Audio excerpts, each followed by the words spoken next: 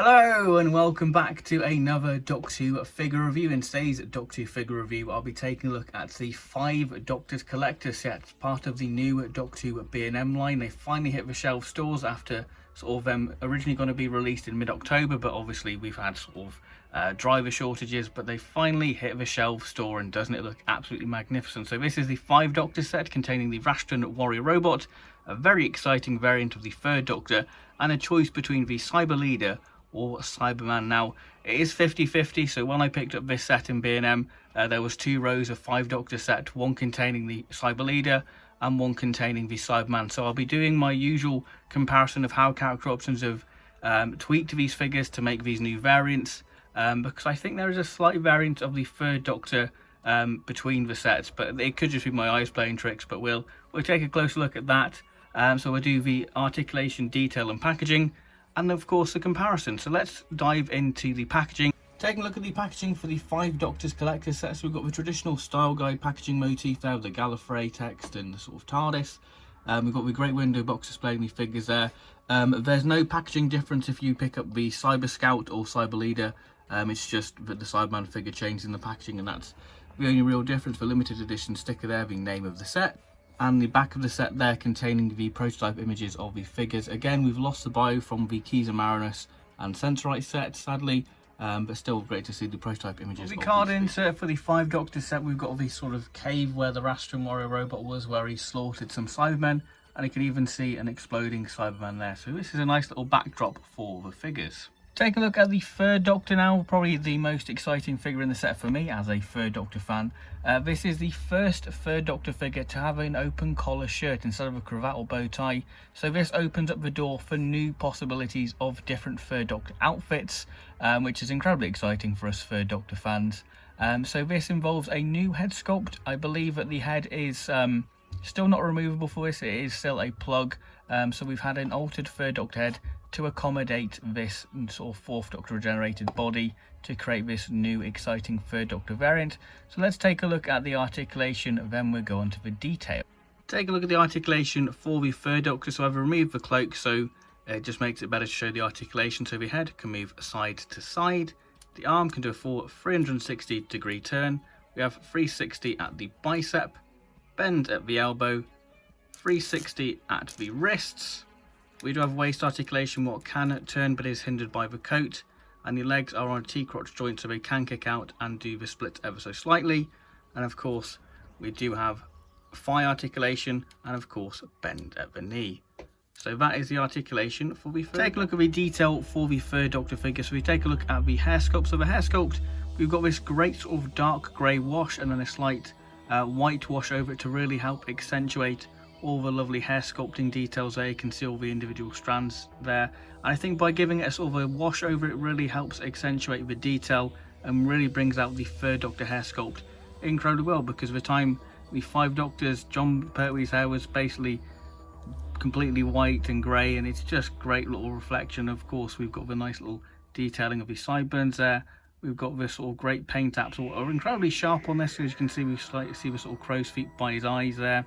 And of course we see the slight sort of jawline there and the bags under his eyes, and we get the slight sort of cragginess of John's face. If we take a look at the costume now, we've got the great sort of tartan cloak there, which is all very crisp and clean. No sort of messy paint apps where the sort of lines don't match up. It is just done very well.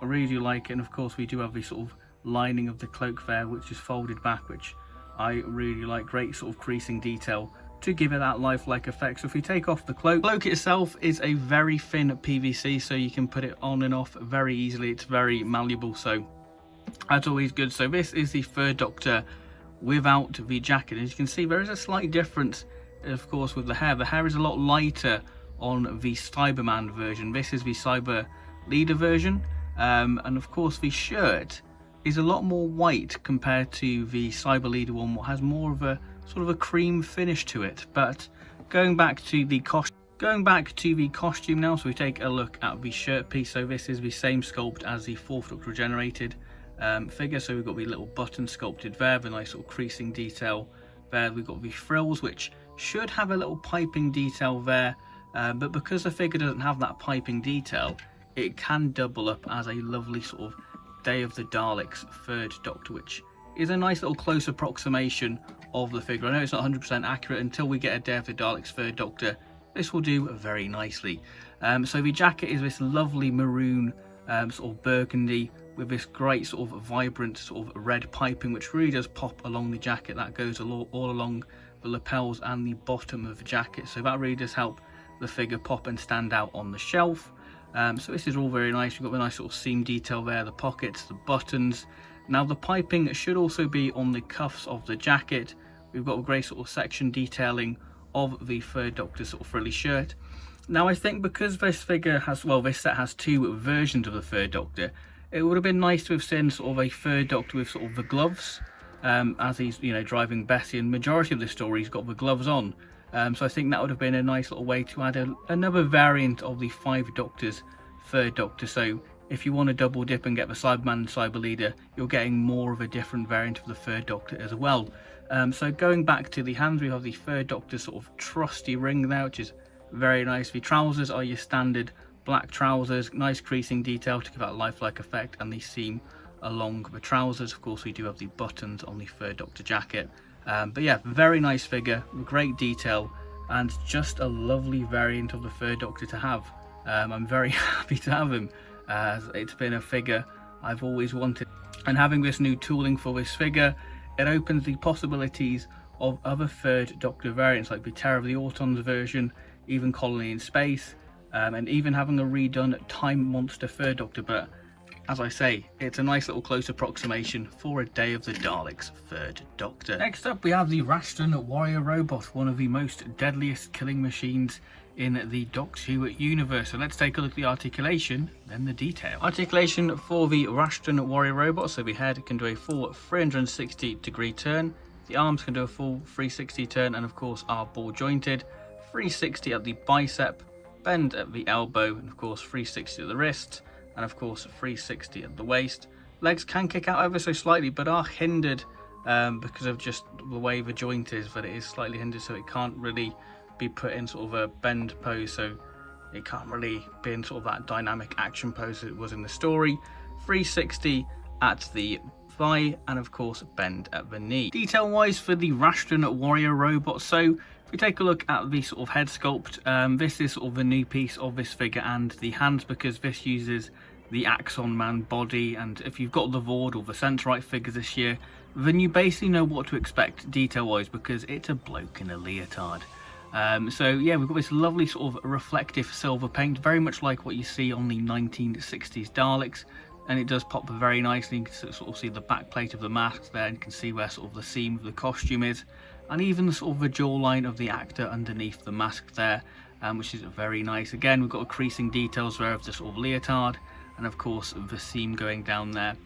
But if we take a look at the hands itself, the hands are done very nice. You can see the individual fingers there in that sort of firing pose. It would have been great if it came with like a spear and you could just slot it in the sleeve, but I guess if you paint some cocktail sticks, you can sort of push it up the sleeve and sort of have it firing a spear ready to decimate the cyber armies. But yeah, great sort of detail and creasing. I think the suit itself should be sort of a darker, sort of more matte sort of grey, sort of a dull grey, to really make that sort of silver pop on the face. But that's just a minor criticism. Sadly, the articulation doesn't allow it to be in that sort of crouching pose, because it just doesn't lift up, so you kind of have to display it sort of standing up like that, which is a little bit of a shame. But again, sort of creasing details on the leg, and we've got sort of this sort of paint there to sort of give the illusion of a boot there, sort of a great sort of reflective shiny silver, and a slight bit of mud detail there to show that it's sort of in a slate quarry in Wales, and it's ready to destroy a Cyberman over there. Bang, and it's destroyed. But yeah, not much you can say on the Raston warrior robot, because it's a bloke in a leotard. But it's great to have another sort of alien from the Davison era, and to sort of fill out the 5th Doctor collection even more, which is very nice. Moving on to the Cybermen, yes, we have 2 versions. We have the Cyber Leader, which I think is probably the preferred version for many people, to have finally a Peter Davison and Colin Baker era Cyber Leader, and of course you have a Cyberman as well for your army building. So yeah, great selection. So let's take a look at the articulation and then the detail for both of these figures, and then a comparison to the other 80s Cybermen. The Cyberman articulation, the head cannot move, and of course the arms can move ever so slightly, but are hindered by the chest unit. We do have 360 at the bicep, bend at the elbow, 360 at the wrists, and the waist can turn ever so slightly, and the waist can do a full 360-degree turn if you want it to, and the legs can kick out ever so slightly, and of course are on a T-crotch joint, so they can do the cyber splits. And we do have bend at the knee, and we do have 360 at the boot. Take a look at the Cyberman detail. I thought I'd take a look at the Cyber Leader. Sorry, Cyber Steve. Hence, this is sort of the main exciting thing for this set for many people. So if you take a look at the helmet, great sort of sculpting, what you'd expect from the 80s Cybermen, because the 80s Cybermen is some of character options' best figures they've ever done. So the Cyber Leader, of course, has the black handlebars, and that's been replicated very nice sort of clean, crisp paint taps with a nice sort of silver sectioning detail there, which is really great sort of paint taps there. And of course we've got the nice sort of ridge effect there, and of course the sort of head bit there, wonderful. And of course we have the eyes painted black. Sadly we do have the sort of chin sort of clear. It should be sort of a silver, but hey, it adds that sort of bit of detail seeing the chin underneath.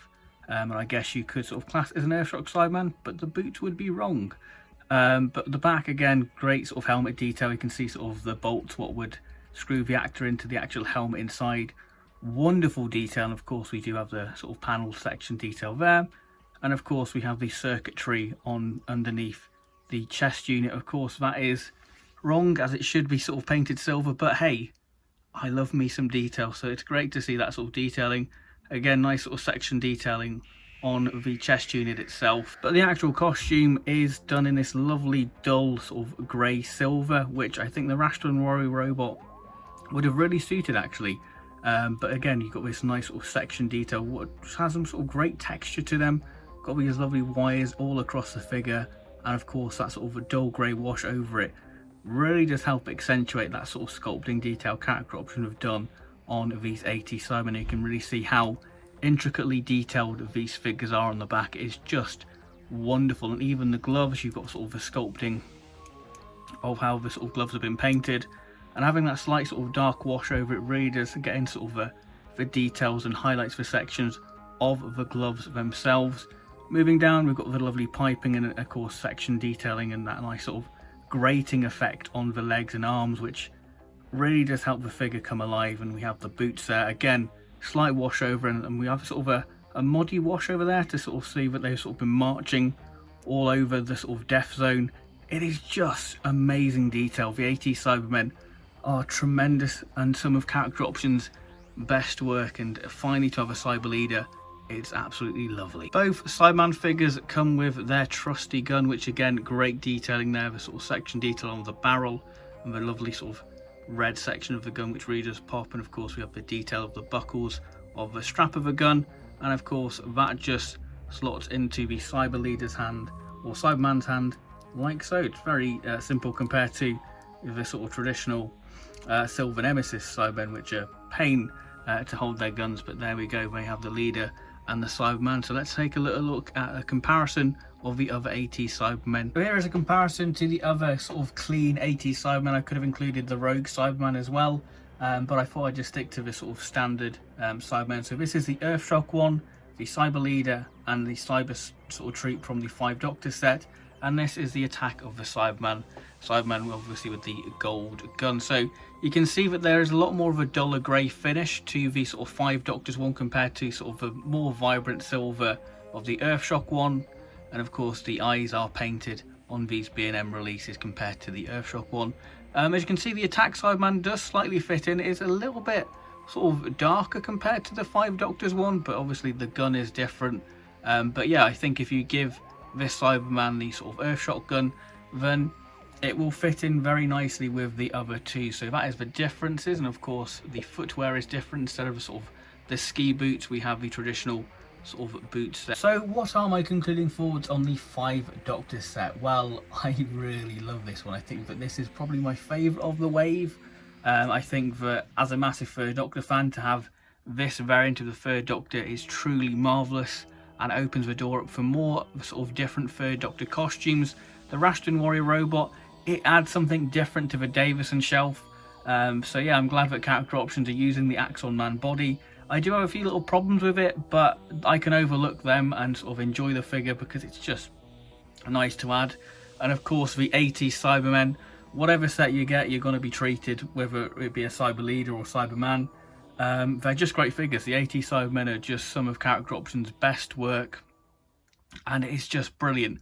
Like I said, there is a slight variation in the set whether you get the Cyber Leader or Cyberman set. So the sort of Cyberman set, you have more of a sort of white sort of shirt to the third Doctor and more of a whiter hair sculpt, paint apps to the hair, which is nice. But I would say, to make it even more of a variant, they should have added the gloves to one of the figures, sort of paint sort of the hands brown to sort of give the illusion of the gloves, and then I think that would have made people double dip even more. But as a completist, I wanted to get both because I wanted a Cyber Leader, and I did want another Cyberman because, you know, you can never have too many Cybermen for your Cyber army.